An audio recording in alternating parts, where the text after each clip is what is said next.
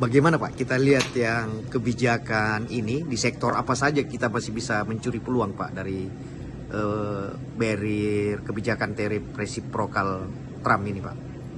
Ada 3 produk atau 3 sektor yang diuntungkan, dan ini sudah disimulasikan melalui tarif simulator. Yang pertama tekstil, kemudian footwear atau sepatu, yang ketiga elektronik. Nah, ini semuanya menjadi sektor yang perlu diseriusi di Indonesia karena negara-negara seperti Cina, Vietnam mendapatkan tarif yang lebih tinggi dari Indonesia, sehingga mereka ingin mengalihkan pabriknya ke Indonesia. Mereka ingin pindah. Itu artinya masih ada peluang dong dari kebijakan. Ada peluang, sehingga banyak pabrik-pabrik yang tadinya tutup, yang tadinya tidak bekerja tapi masih memiliki izin, itu bisa segera difungsikan atau dihidupkan kembali dan bisa menyerap tenaga kerja. Sampai kapan ini Pak kebijakan ini kira-kira berdampak langsung ke Indonesia atau akan jangka panjang atau hanya sementara Ya, Pak? kalau kita melihat statementnya pemerintah Amerika bahwa mereka ingin membangun kembali industrinya, pasti ini kebijakan jangka panjang. Jadi kita juga dalam kesempatan ini harus bisa memanfaatkan kesempatan. Jangan sampai pada saat Trump jilid 1 yang mendapatkan manfaat adalah Vietnam. Vietnam maju dengan industri-industri modern yang dibangun untuk ekspor ke Amerika pada saat itu.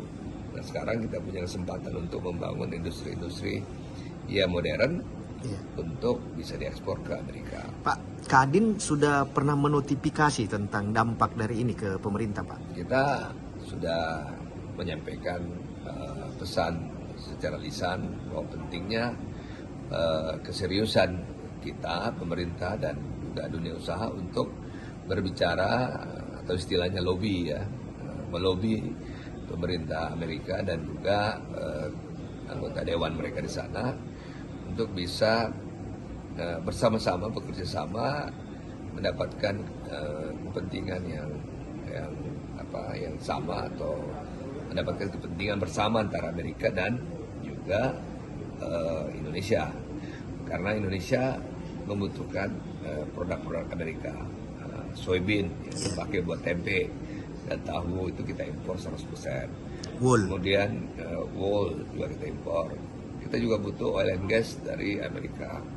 Di satu sisi Amerika butuh produk-produk kita, terutama critical mineral yang ada di Indonesia Timur, ya nikel, untuk bisa membantu industri electric vehicle mereka, EV produk mereka.